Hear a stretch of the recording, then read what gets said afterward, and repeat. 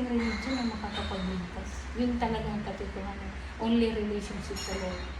Sabihin natin, ikaw Gidilin, kilala mo sino yung president natin ngayon? Sino? Oh, di ba? Pero kilala ka ni Marcos. Ayun. Doon tayo may problema. Kilala, ang mga tao, kilala ang president, pero hindi tayo kilala ng president. Ganon din sa Panginoon. Lahat ng tao, kumikilala sa Panginoon na siya ang Panginoon at Diyos. Pero ang tanong, kilala ka ba ng Panginoon? Kasi ang kilala ng Panginoon, yung pinagaharian niya, yung tinatawag niyang mga anak, yung lang tumatanggap sa Kanya.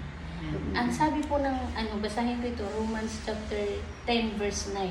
Kung ipahahayag ng iyong bibig, mismo sa iyong bibig, na si Jesus ay Panginoon at buong puso kang sasampalataya na siya'y muling binuhay ng Diyos, maliligtas ka. O, di ba? Meron pa akong verse na babasahin sa iyo. Ito yung verse na dati hindi ko alam, kaya inisip ko ng buhay ko ay okay lang. Pero nang nalaman ko ito, nasabi ko, Lord, kailangan pala talaga kita sa buhay ko. Kaya ito, gusto kong i-share to sa iyo kasi ikaw ay busy-busy sa buhay, pero at least napagbigyan mo ngayon ang Lord na nagtatawag sa iyo. So sa John chapter 1, basahin ko lang ito ha. Lang kasi nag-advertise pa ang apps. John chapter 1 verse 12.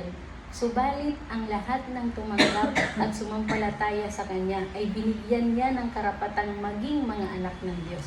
Sino po yung binigyan ng karapatan? Yung lang tumanggap at yung sumampalataya. So ibig sabihin, hindi lahat ng sinasabi na kilala ko ang Panginoon, kilala ko ang Diyos, di ba? Na siya ang naglikha. Pero hindi nila tinanggap with their mouth. Kasi sabi sa Romans, kailangan ipahayag sa bibig. Tapos kung sinasabi lang nilang naniniwala sila pero hindi nila pinahayag sa kanilang bibig na sila talaga'y sumampalataya sa Diyos, wala silang karapatang tumawag ng Ama.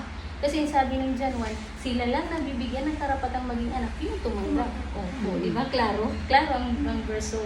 So this afternoon, huwag natin sayangin ang panahon na nasa bibili. Are you willing na tanggapin ng Jesus sa iyong buhay? Okay, so nakakatuwa naman